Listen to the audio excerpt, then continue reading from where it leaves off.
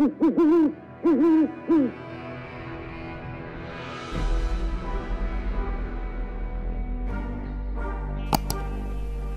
কে আমার রুমে?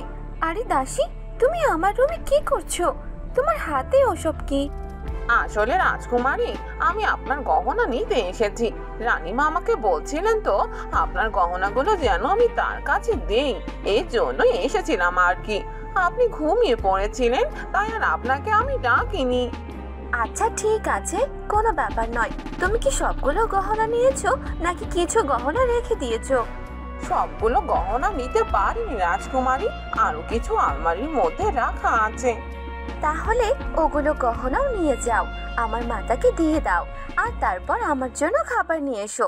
আমার অনেক খিদে পেয়েছে। আরে বাবা, এটা যে মেঘনা চাইতেই বৃষ্টি। রাজকুমারী যে এত বোকা, আমার সালাকি যে ধরতেই পারলো না। যাই যাই, বাকি গহনাগুলো নিয়ে এখান থেকে বেরিয়ে পড়ি, নয়তো রানীমা কোথা থেকে আবার এখানে চলে আসবে। বাকি গহনাগুলো নিয়ে সে রাজকুমারীর রুম থেকে বেরিয়ে পড়ে, আর সেই গহনাগুলো নিজের কাছেই রেখে দেয়। এরপর রাজকুমারীর জন্য খাবার নিয়ে আসে, আর রাজকুমারী সেই খাবারগুলো খেয়ে নেয়। অন্যদিকে রাজকুমারীর মাতা ও পিতা অনেক চিন্তায় ছিল। তারা দুজন কথা বলতে লাগলো। রাজকুমারীকে নিয়ে আমার অনেক চিন্তা হচ্ছে রাজা। রাজকুমারীকে নিয়ে আমরা কি করব? আমাদের রাজকুমারী যে এত বোকা হবে সেটা আগে কখনোই বুঝতে পারিনি। আপনি তো ভেবেছিলেন রাজকুমারীকে রাজ্যের সব দায়িত্ব দিয়ে দেবেন, কিন্তু এখন তো দেখছি সেটাও হবে না। রাজকুমারী কোনো দায়িত্ব ভার নিতেই পারবে না। হ্যাঁ রানী, আমিও সেটাই ভাবছিলাম। তবে এখন ভাবছি যে রাজকুমারীকে বিয়ে দিয়ে দেব। আমাদের রাজকুমারীর জন্য একটি সুযোগ্য পাত্র খুঁজতে হবে। তাহলে আপনি এক কাজ করেন, রাজ্যের সবাইকে কথা জানিয়ে দিন যে আমরা রাজকুমারীকে বিয়ে দিতে চাই। রাজ্যে সবাই কথা জানতে পারলে অবশ্যই রাজকুমারীকে বিয়ে করার জন্য অনেকেই আসবে, আর আমরা তার মধ্যে বেঁচে রাজকুমারীর জন্য একটা সুযোগ্য পাত্রর সাথে বিয়ে দিয়ে দেব, আর আমাদের রাজকুমারী সুখে দিন কাটাতে পারবে। একথা শুনে রাজা সেখান থেকে তার সিংহাসনে চলে গেল, আর সিংহাসনে যাওয়ার পর রাজ্যের সবাইকে একথা জানিয়ে দিল। রাজ্যের সবাই যেন রাজকুমারের জন্য একটি সুযোগ্য পাত্র খুঁজে নিয়ে আসে, আর এই কথা রাজকুমারীও জানতে পারে।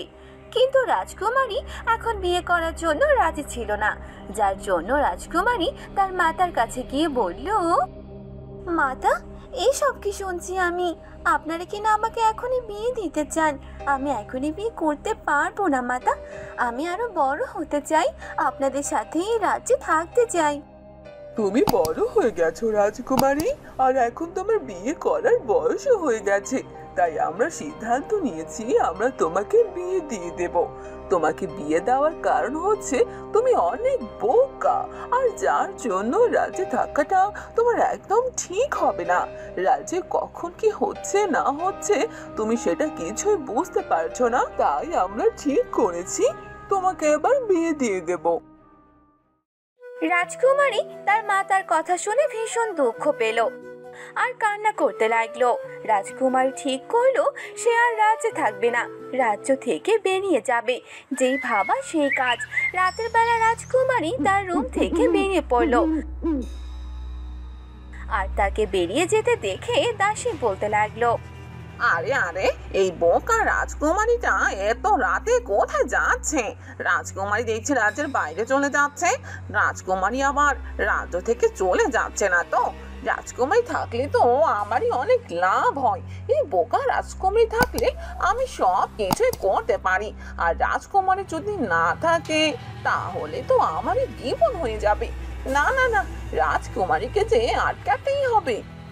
রাজকুমারী, রাজকুমারী, আরে ও রাজকুমারী, আপনি কোথায় যাচ্ছেন? রাজকুমারী, আপনি এত রাতে কোথায় যাচ্ছেন? রাজ্য থেকে বের হয়ে যাচ্ছেন নাকি? আমি আর এই রাজপ্রাসাদে থাকতে পারবো না। এখানে আমার কোনো মূল্য নেই। সবাই বলে আমি নাকি অনেক বোকা। না না রাজকুমারী, রাগ করে এসব কথা বলতে নেই। রাজা ও রানীমার কি হবে বলুন তো?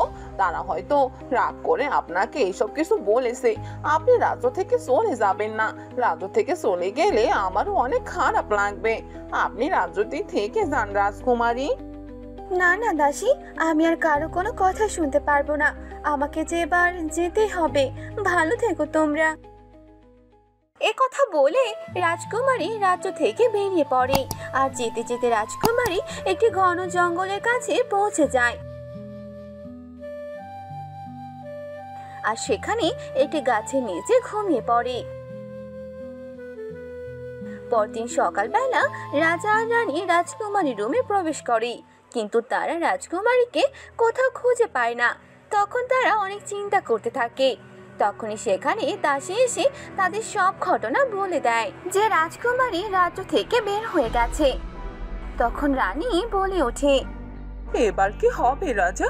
রাজকুমারী তো আমাদের উপর রাগ করে রাজ্য থেকে বেরিয়ে পড়লো।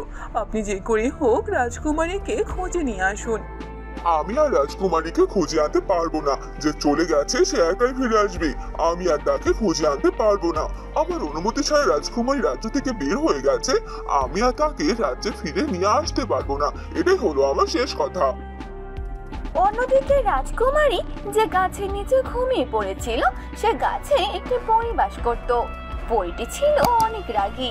সে তার জায়গায় অন্য কাউকে দেখে ভীষণ রেগে গেল আর রাজকুমারীকে বলতে লাগলো, এসব কি? কে তুমি? তুমি আমার গাছের নিচে কি করছো? এটা আমার জায়গা আর আমি আমার জায়গায় কাউকে দেই না। আর তুমি কি না আমার জায়গায় এসে ঘুমিয়ে পড়েছো? আমাকে ক্ষমা করে দাও, আমি বুঝতে পারিনি। রাতের অন্ধকারে এই গাছের নিচে একটু আশ্রয় নিয়েছিলাম। আমি এক্ষুনি এখান থেকে চলে যাচ্ছি। আমায় তুমি ক্ষমা করে দাও। আমি এতই অভাগা যে নিজের ঠাঁই বলতে কোনো কিছুই পেলাম না। না রাজ্য থাকতে পারলাম আর না বাহিরে এসে থাকতে পারছি। সবাই শুধু আমাকে দূর দূর করে তাড়িয়ে দিচ্ছে। কেন? কি হয়েছে তোমার? তুমি কেন রাজ্যে থাকতে পারছো না? তোমাকে কি রাজ্য থেকে বের করে দেওয়া হয়েছে? পরীর কথা শুনে রাজকুমারী পরীকে সব কথা জানিয়ে দেয়। এসব কথা শুনে পরী অনেক দুঃখ পায়। এরপর পরী রাজকুমারীকে বলে, আমি তোমার রূপ বদল করে তোমার রাজ্যে যেতে চাই আর তাদের সাথে রাজ্যে থাকতে চাই। তাদেরকে এটা বুঝিয়ে দিতে চাই যে যেমন তাকে সেভাবে রাখতে দেওয়া উচিত। আমি নিশ্চয়ই তারা এটা বুঝতে পারবে আর তখন আমি তোমাকে আবার রাজ্যে ফিরিয়ে নিয়ে আসবো। ততদিন আমি তোমাকে একটা জাদুর ঘর বানিয়ে দিচ্ছি, তুমি এখানেই থাকবে। এটা কি করে সম্ভব হবে? তুমি আমার রূপ ধারণ করে কিভাবে রাজ্যে যাবে? আমি তো কিছুই বুঝতে পারছি না। আর এরপর পরে রাজকুমারীকে একটি ঘর বানিয়ে দেয় আর সেখানে রাজকুমারী থাকে। পরীটি রাজকুমারীর রূপ ধারণ করে আর তাকে দেখতে হুবহু রাজকুমারীর মতোই লাগে। এরপর পরী রাজপ্রাসাদে ফিরে আসে। রাজকুমারীকে দেখে রাজপ্রাসাদের সবাই অবাক হয়ে যায় যে এতদিন পর রাজকুমারী আবার ফিরে এসেছে। মা রাজকুমারী, তুই ফিরে এসেছিস। তোকে এতদিন দেখতে না পেয়ে আমার খুবই খারাপ লাগছিল। মা, তুই আর কখনোই আমাদের রেখে কোথাও যাবি না। আমরা তোকে বিয়ে দেব না। তুই যেদিন বিয়ে করতে যাবি আমরা সেদিনই তোর বিয়ে দেব।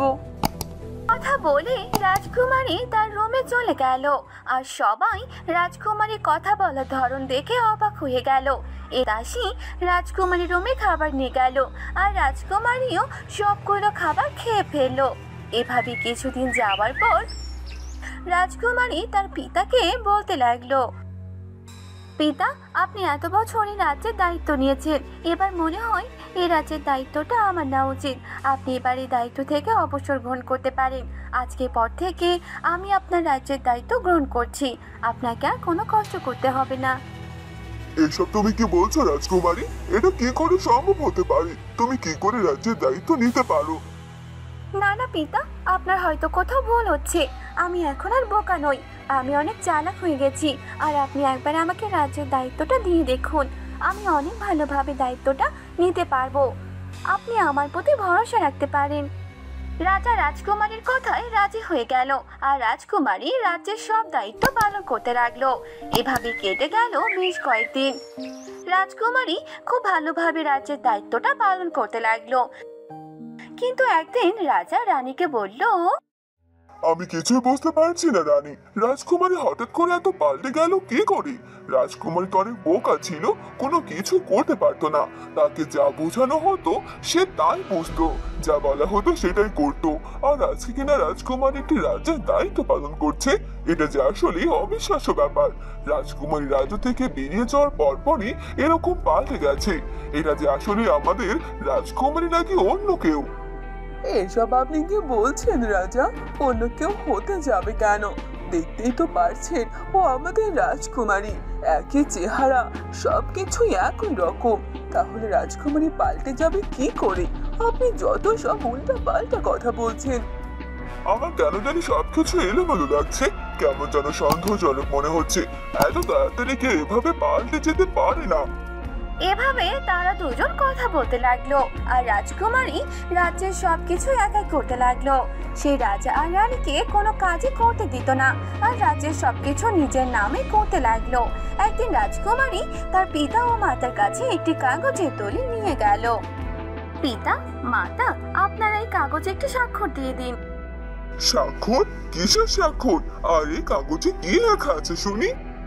এখানে এটাই লেখা আছে যে আপনারা আপনাদের যত ধন সম্পদ আছে আর এই রাজ্যটি সবকিছু আমার নামে লিখে দিচ্ছেন।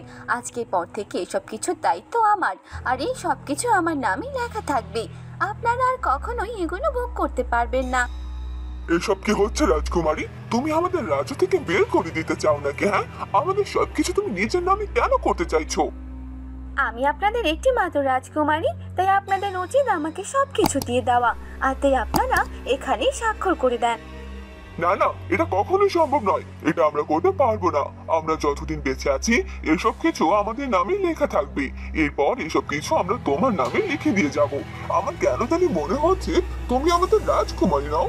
আমাদের রাজকুমারী কখনোই আমাদের সাথে অন্যায় কাজ করতো না, সে কখনোই আমাদের রাজ্য থেকে বের করে দিতে চাইতো না। আমাদের সাথে অনেক ভালোভাবে কথা বলতো, কিন্তু তুমি এরকম নও। আপনারা আপনাদের রাজকুমারীকে একদম পছন্দ করতেন না, তাকে বোকা ভেবে তার সাথে অনেক খারাপ ব্যবহার করতেন, তাকে বিয়ে দিতে চেয়েছিলেন। তাকে আপনারা এই রাজ্যে রাখতে চাননি। তাহলে সে চালাক হওয়ার পর কেন সে আপনাদের এই রাজ্যে রাখতে যাবে? কারণ এই রাজ্যের অংশীদার রাজকুমারীর হওয়া উচিত। তাই আপনারা রাজ্য থেকে এবার চলে যেতে পারেন। এসব তুমি কে বলছো রাজকুমারী? তুমি আমাদের রাজ্য থেকে বের করে দিতে চাও? এটা আমি কখনো কল্পনাও করতে পারি না। তুমি আমাদের রাজকুমারী কখনো হতেই পারো না। আমাদের রাজকুমারী কখনোই এভাবে কথা বলতেই পারতো না। এবার তাহলে বুঝতে পারলেন তো, কাউকে কোনো কিছু বলার আগে সেটা একবার নিজের দিক থেকে ভাবা উচিত যে তাকে যদি কথা বলা হয় আর সে যদি আপনাকে সেই কথাটাই বলে তাহলে আপনার কেমন লাগবে। আপনারা সত্যি ভেবেছেন আমি আসলেই আপনাদের রাজকুমারী নই, আমি একটি পরী। এ কথা বলার পর পরীটি রাজকুমারীর রূপটা বদল করে আর সে পরীতে পরিণত হয়। তাকে দেখে রাজা রানী অবাক হয়ে যায়। এরপরই তাদের সাথে ঘটে যাওয়া সব ঘটনা রাজা আর রানীকে খুলে বলে। রাজা আর রানীর পরীর কথা শুনে অনুতপ্ত হয়। আমি আসলে এটা বুঝতে পারিনি যে যেমন আছে তাকে সেভাবেই রাখা উচিত। আমরা ভেবেছিলাম রাজকুমারী অনেক বোকা, আর রাজকুমারীকে আমাদের রাজ্যে রাখলে হয়তো আমাদের সব কিছুই আস্তে আস্তে ধ্বংস হয়ে যাবে। সবাই তার বোকা আর সরলতার সুযোগ নেবে আর সবাই অন্যায় কাজ করবে। কিন্তু এখন বুঝতে পারলাম যে আমাদের রাজকুমারী আমাদের জন্যই ঠিক ছিল। এখন আমাদের রাজকুমারী কোথায়? তাকে আমরা আবার ফিরে পেতে চাই। আমরা তার সাথে কোনো অন্যায় কাজ করব না। রাজার কথা শুনে পরী অনেক খুশি হয়ে গেল এবং পরী সেখান থেকে জঙ্গলে চলে আসে আর রাজকুমারীকে নিয়ে আবার রাজ্যে ফিরে আসে। রাজা আর রানী রাজকুমারীকে দেখে ভীষণ খুশি হয়ে যায় আর রাজকুমারী পরীকে ধন্যবাদ জানায় যে পরীর জন্য সে আবারও রাজ্যে ফিরে আসতে পেরেছে আর সবার সঙ্গেই এবার মিলেমিশে থাকতে পারবে। এরপরই তাদের সবাইকে বিদায় জানিয়ে পরী সেখান থেকে চলে আসে। এরপর থেকে রাজা রানী তাদের রাজকুমারীকে নিয়ে রাজ্যে সুখে শান্তিতে দিন কাটাতে থাকে। হ্যালো বন্ধুরা, আমাদের গল্পটি আপনাদের কেমন লাগলো তা অবশ্যই কমেন্ট করে জানাতে